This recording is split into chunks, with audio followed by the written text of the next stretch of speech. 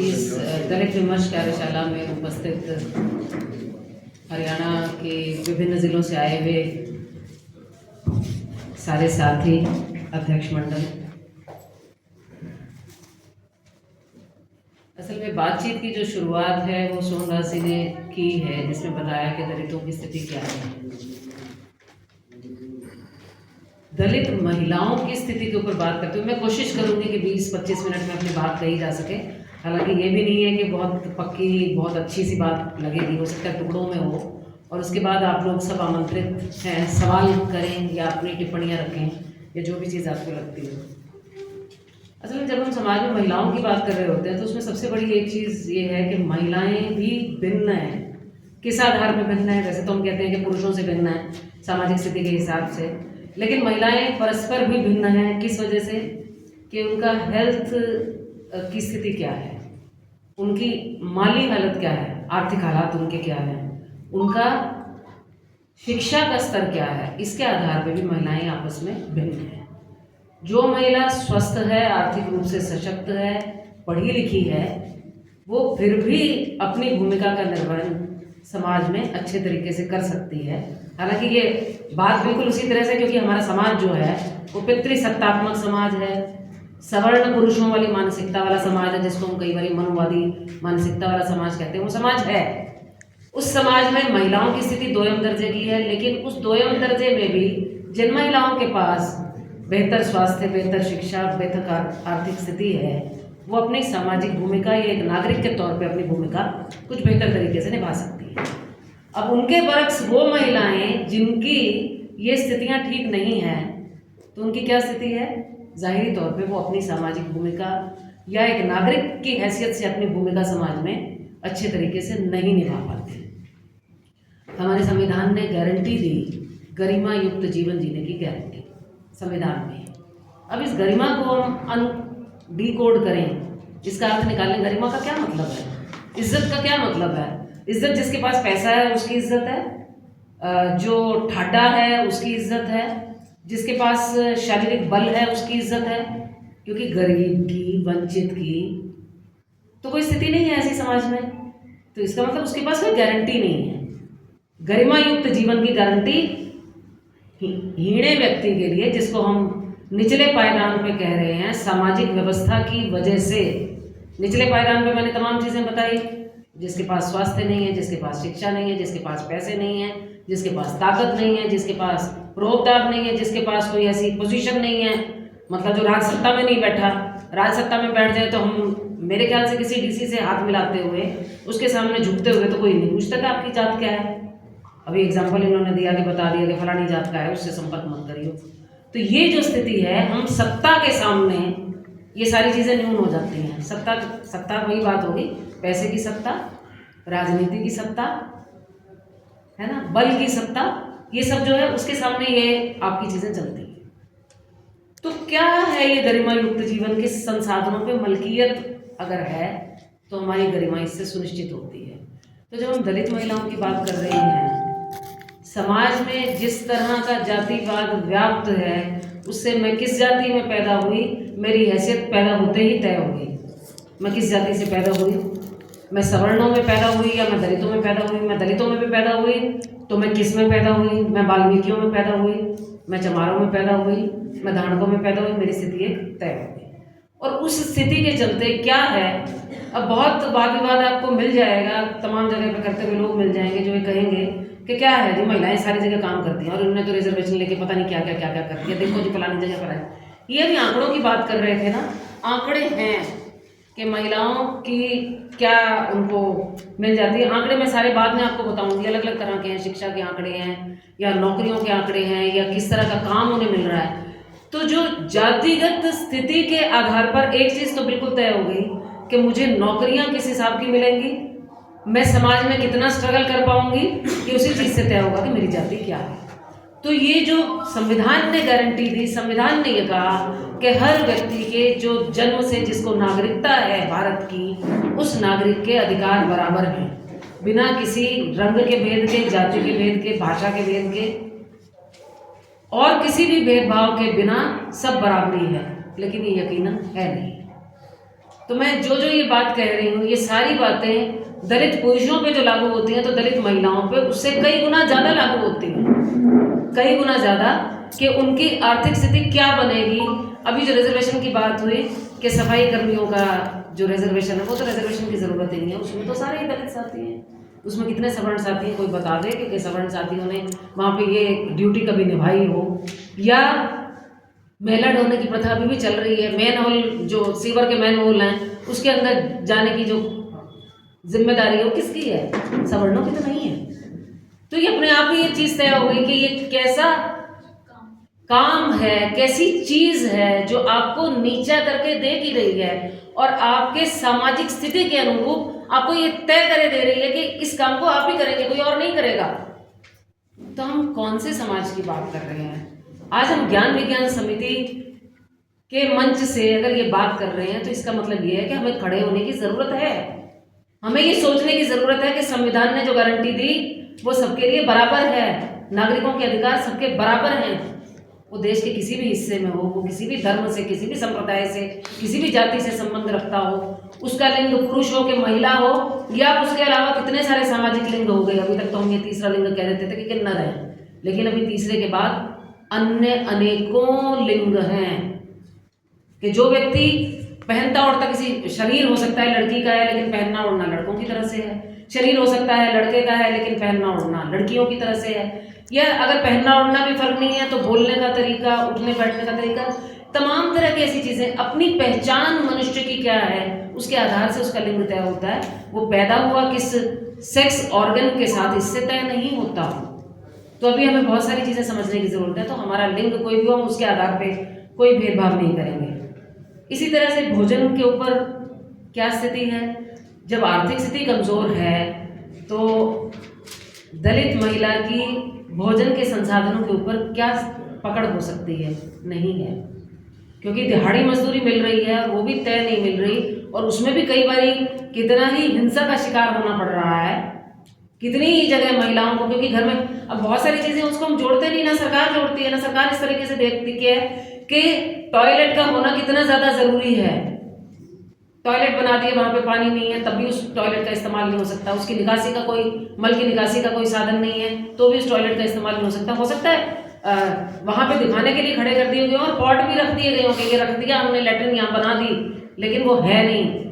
अगर किसी महिला को मल त्यागने के लिए बाहर जाना पड़ता है तो जाहिरी तौर पर वो हिंसा का शिकार होती है। अगर किसी महिला को अपनी रोटी कमाने के लिए किसी बड़े जमींदार के यहाँ खेती मजदूरी का काम करना पड़ता है, खेत मजदूरी का, तो हिंसा की शिकार होती है। अगर वो अपने हक के लिए मांग लेती है कि मेरी दिहाड़ी इतनी है, तो हिंसा का शिकार होती है। और हिंसा भी इस तरीके से तो नहीं ली जाती। गाली गलौज करना, जाति सूचक नामों से बोलना, ये तो हिंसा की गिनती में ही नहीं आता, मानती ही नहीं। पुलिस तो इसको पुलिस ही कह के बुला लेती है जहाँ पे आप रिपोर्ट लिखवाने जाते हो। तो वहां पे जब महिला को क्या माना जाता है कि बलात्कार की शिकार हुई है कोई महिला, तब माना जाएगा कि थोड़ी सी हिंसा हुई है। और वो भी के बात करनी हुई, ये तो चलता ही रहा है, तारे में तो रोज ही चलता रहा है, ये थारे में चलता रहा है। मतलब कि सवर्ण जातियों के ऊपर तो ऐसा कुछ नहीं हो सकता, लेकिन दलितों के साथ तो ये बिल्कुल जायज बात है। क्या खास बात है इसमें? किस बात की रिपोर्ट दर्ज करानी, क्या रिपोर्ट है? पुलिस का रवैया इतना घृणित और इतना खराब है। पूरे भारत की स्थिति ऐसी है।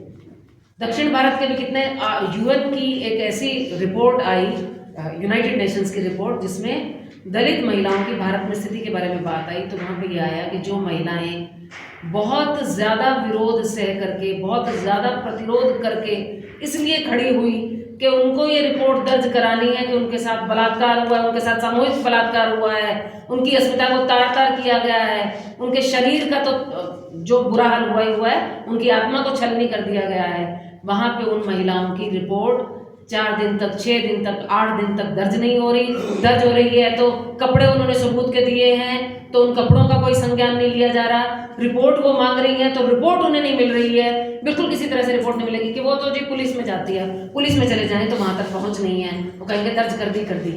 और सबसे घृणित बात, अब पिछले दिनों आप लोगों ने देखा 2-3 न्यायाधीशों की ये स्टेटमेंट आई कि महिला को कपड़े पहने हुए तो उसके अंगों को छू दिया, छेड़ दिया, बदतमीजी कर दी।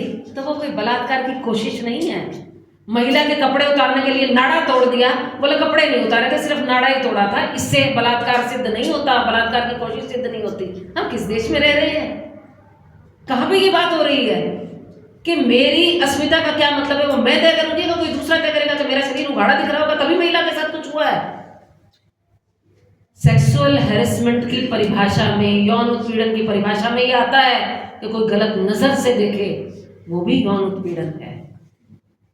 कपड़े पहन रखे या नहीं पहन रखे वो बिल्कुल अलग बात है।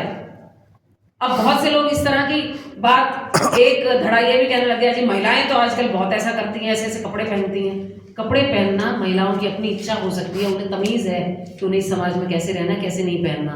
बच्चियों के साथ, अगर 6 महीने की बच्ची के साथ, अभी ये इन्हीं यूएन की रिपोर्ट में ही था कि एक माँ ने ये लिखवाया कि मेरी 3 साल की बच्ची के साथ मेरे पति ने बलात्कार किया है।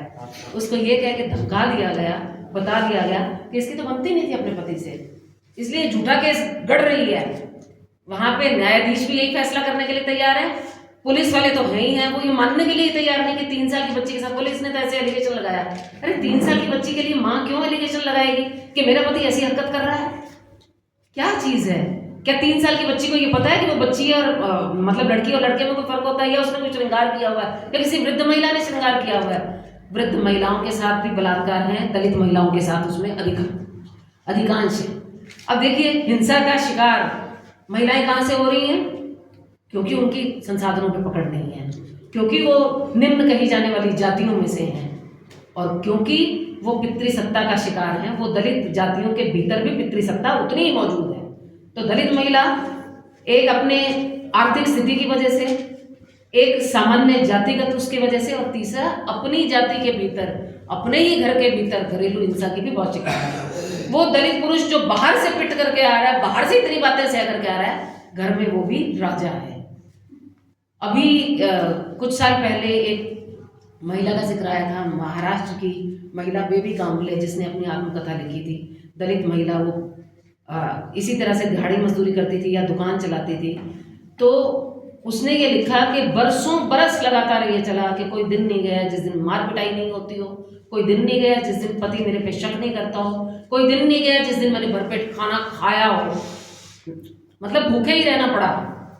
सालों साल ऐसे निकले, और मैं अपनी बायोग्राफी लिखना चाहती थी, अपनी आत्मकथा लिखना चाहती थी। मैं छुप छुप के लिखती थी कि कहीं मेरा पति ना देख ले या मेरा बेटा ना देख ले। इसका मतलब वो पति और बेटा भी वहाँ पे उसके लिए सवर्ण ही है, उसके लिए वो दलित ही है, अपने से नीचे ही है, जिसके साथ रोज मार पिटाई की जा सकती है। और तो और ये आंकड़ों सहित, केस स्टडीज सहित ये बातें मौजूद हैं कि दलित महिलाओं के ऊपर भी वैसा ही शक है, तो दहेज कम लेके आई है, अगर वो सो कॉल्ड पैमाने के हिसाब से सुंदर नहीं है तो तेरी शक्ल सूरत किसी काम की नहीं, इस बात पर उत्पीड़न चलता रहेगा। और अगर कोई सो कॉल्ड पैमाने के हिसाब से थोड़ी खूबसूरत दिखने वाली है तो उसके ऊपर 24 घंटे शक, फलाने से बोल रही थी, फलाने से बात कर रही थी, किसको फोन किया था, कहाँ गई थी। ये जो 24 घंटे तलवार एक लटकती रहती है, ये बड़ी भारी तलवार है। अब मैं बहुत सारी चीज़ें बात करते करते ऐसे गड्ढे-मड्ढे हो जाती हैं, लेकिन अभी इसी तरह से जैसे भोजन के ऊपर हम अधिकार की बात कर रहे हैं, अभी सरकार ने कहा कि मिड डे मील मिलना चाहिए, लेकिन क्या हो रहा है, मिड डे मील वर्कर जो हैं, जहाँ पे अगर दलित स्त्रियाँ भोजन बना रही हैं तो उनका भोजन खाने के लिए तैयार नहीं है सवर्ण जाति के लोग, बाइकआउट है कि हम नहीं खाएंगे इनके हाथ का बना हुआ खाना। दूसरी बात, जहाँ पे आंगनवाड़ी में अब बच्चों के लिए किंडरगार्टन की सुविधा दी गई है, केजी वाला सारा सिस्टम वहाँ पे है, वहाँ पे अगर खाना मिलना है तो दलित बच्चों के साथ क्या है, या तो ये ऊपर से डाल दिया ऐसे, छूना ना पड़े, इतनी हिकारत के साथ। और जो बच्चे जहाँ पे सवर्ण कुक हैं वहाँ भोजन दे रहे हैं, वहाँ उनकी थाली में मिड डे मील में भी ऊपर से ऐसे डाल रहे हैं या हिकारत से या अलग बिठा रहे हैं। तो कैसे वो बच्चे बराबर की नागरिकता का अधिकार पेश कर सकते हैं? कैसे वो एक स्वस्थ स्वतंत्र व्यक्ति के तौर पे विकसित हो सकते हैं कि जो कभी समाज के अंदर एक स्वस्थ नागरिक के तौर पे खड़ा हो सके? लगातार ये है। और इवन माताओं ने ये तक कहा कि हमारे बच्चे पैदा हो गए हैं तो उनका वजन करना होता है, तो आंगनबाड़ी वर्कर गोद में उठाना नहीं चाहती कि दलित का बच्चा है, ये फलानी जाति का है, मेरे बिट जाएगा, मेरे गड़बड़ हो जाएगी, मैं नहीं उठाऊंगी। और इसी तरह से जो उनको प्रसव से पहले गर्भावस्था में जो सुविधाएं मिलनी चाहिए उनमें भी इसी तरह की कटौती है, मिलती नहीं है। और जो बहुत सारी मीटिंग्स इस तरह से करा दी जाती हैं, जो सवर्णों के मोहल्ले में जाके रुका दे आएंगी, बता आएंगी, फलाने दिन फलाने डॉक्टर आएगी, फलाने टीके होंगे, फलानी चीज़ होगी, दलित जातियाँ इससे वंचित रह जाती हैं। ये हम किस समाज में रह रहे हैं? हम किस समाज में रह रहे हैं? उस समाज को हमें लगातार देखना पड़ेगा। ना स्वास्थ्य है हमारे लिए, ना शिक्षा है। शिक्षा में भी यही है कि महिलाओं की शिक्षा ओवरऑल कम है, लेकिन दलित लड़कियों की शिक्षा और भी ज़्यादा कम है।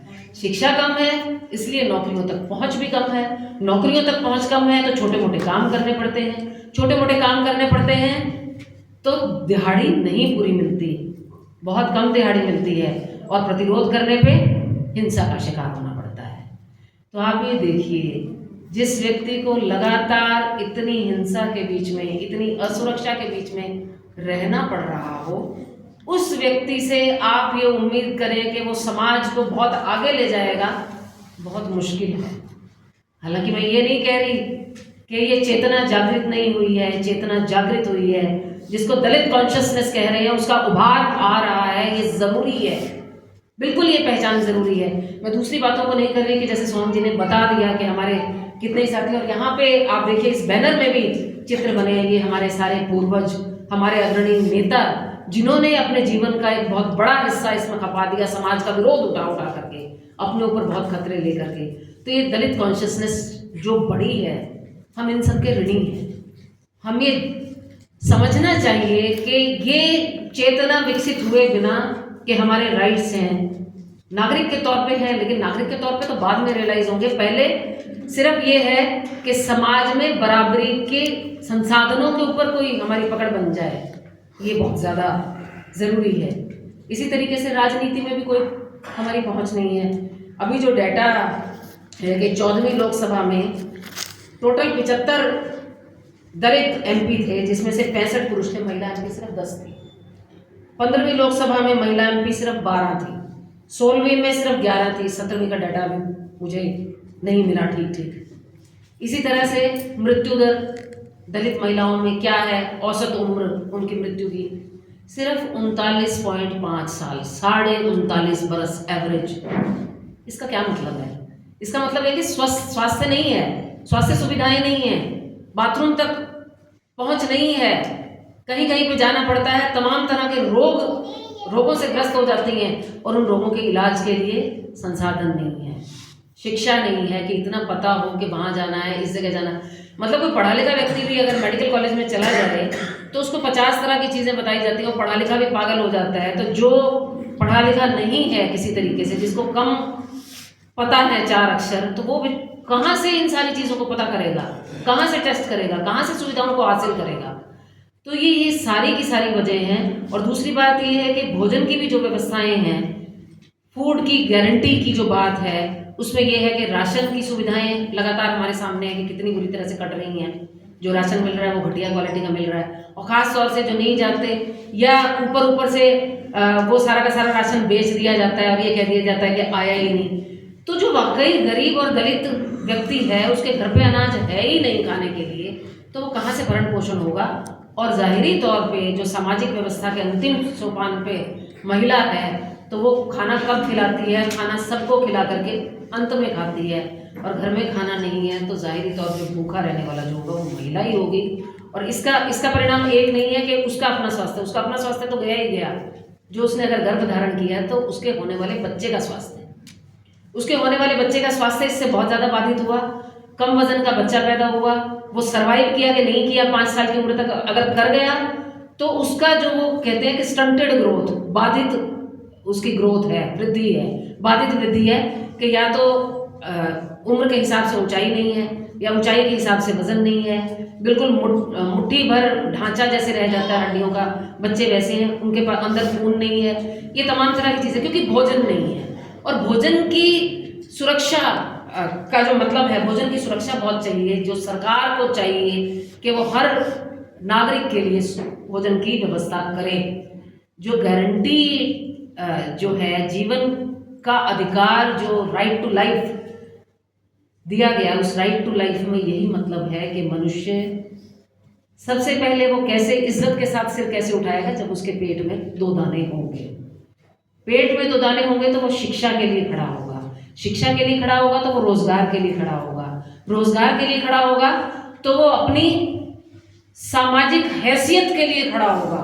इतनी सारी चीज़ों के बाद तो क्या ये ऐसा समाज, ऐसी सत्ता नहीं है जिसके ऊपर हमें सवाल उठाना चाहिए, सवाल खड़े करना चाहिए? और ज्ञान विज्ञान आंदोलन जैसे अनेक आंदोलन खड़े होने चाहिए। मतलब हम तो एक बहुत छोटा सा हिस्सा है, हम सबको इसके लिए लगातार संघर्ष करना चाहिए कि हम नागरिक पहचान के लिए, समानता के लिए खड़े हो सके। एक चीज़, अब मैं कुछ करीब 20 मिनट हो गए हैं, मैं 2-3 मिनट में 1-2 आंकड़े बताना चाहती हूँ कि दलित महिलाओं के खिलाफ जो अपराध दर्ज हुए उनकी गिनती आ रही है कि 1999 में रेप के केसेस, बलात्कार के केसेस 1000 दर्ज हुए। फिर इस तरह से बढ़ते बढ़ते 2012 में सिर्फ 1576 केसेस दर्ज हुए। क्या इस आंकड़े से आप सहमत हैं? क्या सिर्फ 1576 केस ही हुए होंगे 2012 में?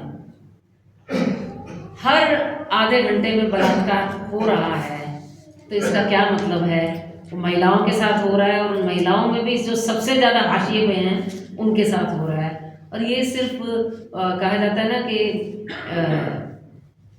आइसबर्ग जो होता है, हिमखंड, हिमशैल जिसको कहते हैं, समुद्र में डूबा होता है, उसका सिर्फ 10वां हिस्सा ऊपर से दिख रहा होता है, उसके नीचे बहुत दबा हुआ होता है। तो ये 10वां हिस्सा क्या, ये 1% सा दिख रहा है, नहीं दिख रहा इसके नीचे। अब आप देखिए कि जो गाली गलौज है वो 62.4% महिलाओं के साथ है। हाथापाई, मार पिटाई 54.8, ये दलित महिलाओं के आंकड़े रख रही हूँ मैं। और यौन उत्पीड़न और यौन हमले 46.8% औरतों के साथ। घरेलू हिंसा तो जाहिरी तौर पर उनके अपने पति, ससुर, घर के लोग कर रहे हैं, 43% लोगों के साथ। और रेप 23.2% औरतों के साथ।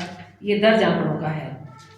और इसी तरह से काम के लिए अगर बुलाया जाए तो अगर मतलब ये कि हम घर में काम करने के लिए मध्यवर्गीय लोग घर में हेल्प रखते हैं कि आप आके हमारा काम कर दीजिए, तो उसमें कुकिंग जैसे काम में दलित महिलाओं को, ये सिर्फ 216 लोगों का सर्वे किया गया था, जिसमें आया कि भोजन पकाने के लिए जो अपर कास्ट की औरतें हैं उनको तो 62.6% औरतों को कहा गया कि हमारे कर लो।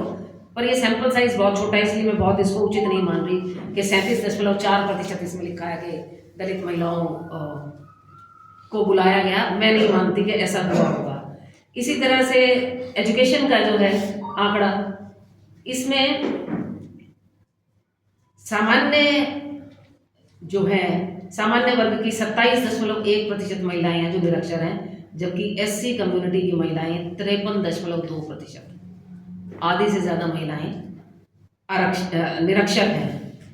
इसी तरह से प्राइमरी स्कूल से लेकर के हायर सेकेंडरी और ग्रेजुएट लेवल पे तो सिर्फ 2.5% शेड्यूल्ड कास्ट विमेन हैं जिन्होंने ग्रेजुएशन या उससे ऊपर की पढ़ाई की है। अब आप देख लीजिए नौकरियां कितनी होंगी, अफसर कितनी होंगी, या कॉलेजों में प्रोफेसर कितनी होंगी। मात्रा का आप अंदाज़ा लगा सकते हैं, गिनती में गिना जा सकता है। ये तो 2.5% तो टोटल है जिन्होंने एजुकेशन हासिल की, ग्रेजुएशन या उससे ऊपर। उसके बाद आप अंदाज़ा लगा सकते हैं। इसी तरीके से जो बेरोजगारी की दर है, ग्रेजुएट महिलाएं जो हैं SC कम्युनिटी की जो पढ़ गई, मतलब 2.5% जो पढ़ गई थी, उनमें से कितनों की बेरोजगारी है? 33.6%।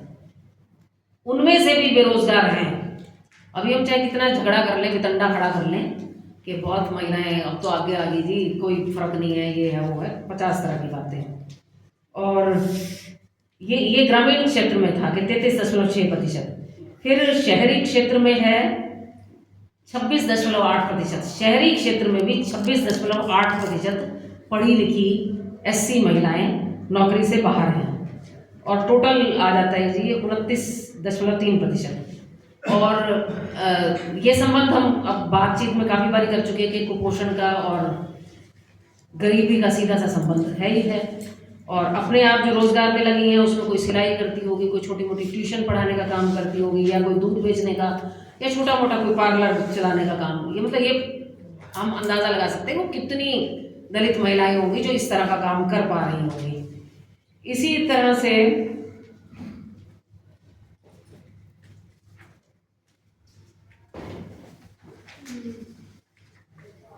1900 ये साउथ के भी केसेस हैं जो बात है कि महिलाएं जिन्होंने अपने यूएन की स्टडी के मुताबिक बताया था कि जिन्होंने ये कोशिश की कि किसी तरीके से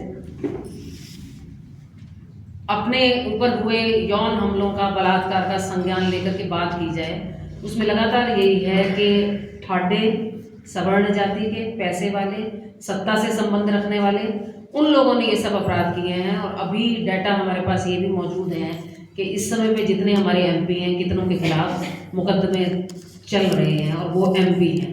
तो बहुत सीधी सी बात एक ये भी है कि हम कोई भी समाज अपना आचरण कहाँ से तय करता है, जो उसके सामने रोल मॉडल होता है। वो रोल मॉडल या तो हम कहते हैं कि फिल्मों से, लेकिन फिल्में भी कहाँ से बनती हैं, जो हमारा सत्ता का चरित्र है उससे चल रहा है।